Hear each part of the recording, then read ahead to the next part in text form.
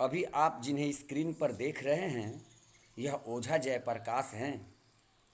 Saint Xavier's school से 1990 में pass out होकर पटना यूनिवर्सिटी के साइंस कॉलेज से +2 और ग्रेजुएशन किया और पटना यूनिवर्सिटी के दरभंगा हाउस से LSW में PG किया।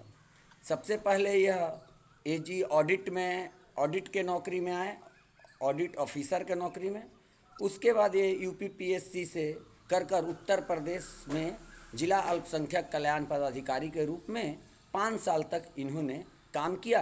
अभी फ़िलहाल इग्नू के रीजनल सहरसा के असिस्टेंट कुल सचिव हैं, सहायक कुल सचिव पद पर हैं। अभी ये हमारे साथ ऑनलाइन जुड़े हैं बात करने के लिए, लेकिन मैं आपको बता दूं कि यह आर्टिकल बहुत अच्छे लिखते हैं। सोशल मीडिया के साथ साथ भारत के कई नामी गिरामी वेबसाइट पर इनकी पोस्ट छपते रहती है और मैं पढ़ते रहता हूं और इनसे बातचीत कर जानता हूं जहां समझ में नहीं आता है। तो मैं आपको कुछ वेबसाइट का नाम बताता हूं, आप वॉच करिएगा, वहां ये आपको मिल जाएंगे। स्वराज एक वेबसाइट है, उस पर भी लिखते हैं। हफिंगटन पोस्ट है, उस पर भी लिखते हैं। क्वाइंट ओपिनियन इंडिया में भी लिखते हैं और हिंदू पोस्ट वेबसाइट है एक, उस पर भी लिखते हैं और एक क्वाइंट पोल है, उस पर भी लिखते हैं। तो चलिए अब आगे बात हम लोग करेंगे। ओझा जयप्रकाश जी हमारे साथ जुड़े हुए हैं और मैं आपको बता दूं कि यह साहेबगंज के पुरानी साहेबगंज ओझा टोली के रहने वाले हैं और वर्तमान में सहरसा में हैं और इग्नू में कुल सचिव हैं। चलिए आगे बात हम लोग करेंगे जयप्रकाश जी से। जी गुड इवनिंग भैया। Good evening. कैसे हैं? सब कुछ ठीक चल रहा है लॉकडाउन अभी। में घर में? हाँ, अभी तो मतलब घर में ही सुबह से शाम तक आदमी लॉकआउट के टाइम में रह रहा है, और इसके अलावा जो ऑफिशियल वर्क है जी उसको हम लोग ऑनलाइन लैपटॉप के माध्यम से या मोबाइल के माध्यम से हम लोग ऑफिस का जो वर्क है वो जी करते रहते हैं। जी कभी कभी ऑफिस जाना भी पड़ता है। जी। हम चाहेंगे भैया कि आप ये लॉकडाउन और कोरोना के विषय में कुछ अपने तरफ से बताएं और साहेबगंज लोगों को कुछ अपना मैसेज दें।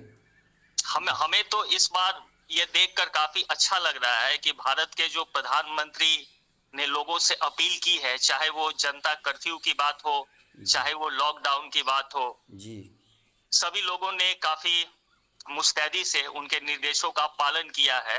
जी हाँ, कहीं कहीं ऐसी घटनाएं देखने में आ रही हैं टीवी चैनल के विजुअल्स में, जो अभी आनंद विहार में हुआ या अभी जो तगलगी जमात का जो केस है, जी जी तो ऐसे घटनाएं बीच बीच में आ रही हैं। लेकिन कुल मिला जुला कर मुझे देखकर काफी अच्छा लग रहा है कि पूरे देश में लोग लॉकडाउन का काफी शिद्दत के साथ पालन कर रहे हैं। और मैं भी साहिबगंज के लोगों और देश के तमाम लोग और जितने लोग इस फेसबुक के लाइव प्रोग्राम को देख रहे हैं, सभी से मेरा विनम्र निवेदन है जी कि वो कृपया करके लॉकआउट के नियमों का पालन करें, घर से बाहर निकलने से परहेज करें। अगर कोई अति आवश्यक कार्य हो तभी पूरा सुरक्षा के साथ वो घर से बाहर निकले, मास्क का यूज करे, सैनिटाइजर का यूज करे।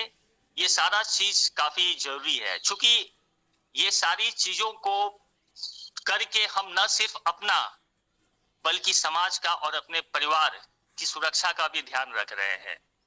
जी। तो मुझे काफी खुशी है कि चिंटू जी, तो आप तो मेरे हाँ, छोटे भाई के एकदम समान रहे बिल्कुल हैं। भैया, चिंटू बोल सकते हैं आप, गांव के मोहल्ला के हैं, ऐसे निर्भय लोग जानता है, आप चिंटू भी बोल सकते और चिंटू, मुझे देखकर काफी अच्छा लग रहा है कि तुम काफी अच्छा काम कर रहे हो, और हैं। जी जिस तरह से तुम साहिबगंज का लाइव कवरेज दिखा रहे हो, वहां के गली गली का, वहां के हर रोड का, तो जी कभी ऐसा नहीं लगता है कि हम लोग साहिबगंज से दूर हैं। बिल्कुल बिल्कुल। और लॉकडाउन का और पालन हो रहा है भैया, बिल्कुल घर से काम हो रहा है। और मैं तुम्हें बधाई देना चाहूंगा एक बार फिर कि जी तुम काफी अच्छा काम कर रहे हो, समाज को जागरूक कर रहे हो। और पत्रकारिता का जो वसूल होना चाहिए, बिल्कुल। अपने लिए नहीं बल्कि समाज के लिए, जी जी लोकतंत्र के लिए जी और लोगों में जागरूकता फैलाने के लिए, जी जी ये सारी चीजों पर तुम खरा उतरे हो। ये जी हमारे लिए काफी खुशी की बात है। जी जी जी। भैया हम चाहेंगे कि थोड़ा आप ये जो कोरोना का महामारी है यह हम्म। लोगों में फैलता है, थोड़ा आप अपने भाषा में स्पष्ट रूप से बताइए कि यह मतलब कितना गंभीर बीमारी है जो कुछ लोग नहीं समझ पा रहे हैं। आपकी आवाज़ पहुँचे उन तक तो वो कुछ समझें, बताएं। ये जो कोरोना है, इसका इम्पैक्ट केवल इंडिया में ही नहीं है, ये तो पूरे विश्व में। और जहां तक हम देख पा रहे हैं कि अभी पूरे विश्व में तकरीबन 190 देशों में बिल्कुल। कोरोना का बहुत ही खराब इम्पैक्ट पड़ा है। जी शुरुआत तो इसकी चाइना से हुई, जी जी लेकिन आज हम देख रहे हैं कि जो यूरोप है, जो यूरोप के देश हैं, इटली, स्पेन, फ्रांस, डेनमार्क, यहाँ तक कि जो यूरोप के बाहर के देश हैं जैसे अमेरिका, वो सारे देश आज कोरोना के एपिसेंटर बने हुए हैं। बिल्कुल बिल्कुल। ये सभी लोग जानते हैं कि ये जो कोरोना है उसका जो ट्रांसमिशन होता है वो मैन टू मैन होता है। ये हमारे लिए बहुत राहत की बात है कि अभी तक जो भारत है, हमारा देश है, उसमें अभी तक कोरोना जो है वो स्टेज 3 में नहीं अभी तक आया है। ये जो कम्युनिटी ट्रांसमिशन जो होता है वो अभी तक भारत में देखने को नहीं मिला है। ये हमारे लिए काफी राहत की बात है। लेकिन इसके बावजूद भी और एक मैं ट्रेंड को ऑब्जर्व कर रहा हूँ कि जिस रफ्तार से कोरोना केसेस इटली में, स्पेन में या चाइना में बिल्कुल बिल्कुल। जिस रफ्तार से उनमें इजाफा हुआ, वो रफ्तार भारत में देखने में नहीं मिल रहा है। और कहीं ना कहीं मुझे लग रहा है कि एक जो स्टेबलाइजेशन होता है, एक जो स्टेबिलिटी जो होती है, वो भारत में इन केसेस में एक प्लेटो आ गया है। जी मतलब एक रफ्तार जो है वो ना धीमा हो रहा है ना तेज हो रहा है, एक स्थिर रफ्तार हो चुका है। ये हमारे लिए बहुत खुशी की बात है। और साथ साथ ये गर्व की भी बात है, क्योंकि सभी लोग जानते हैं कि भारत में जो टेस्टिंग फैसिलिटी कोरोना का है वो पर्याप्त मात्रा में नहीं है।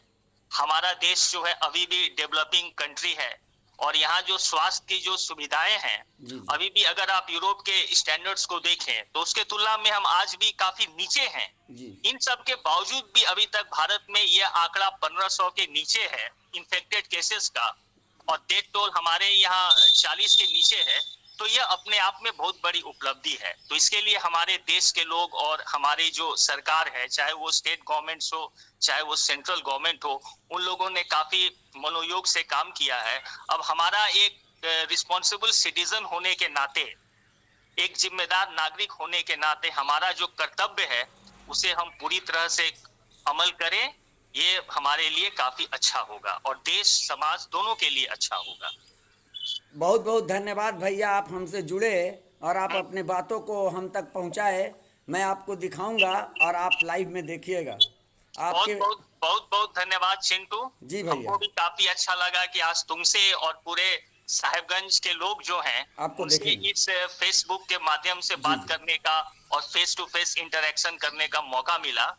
हमको पूरा उम्मीद है कि आने वाले समय में, अभी तो तुम्हारी उम्र काफी कम है, जी जी जी मैं जी तो भाई, तुम्हें बचपन से बहुत देख रहा हूँ, बिल्कुल बिल्कुल। तो मुझे पूरा उम्मीद है कि आने वाले क्षेत्र में, पत्रकारिता के क्षेत्र में तुम अपना एक मुकाम हासिल करोगे।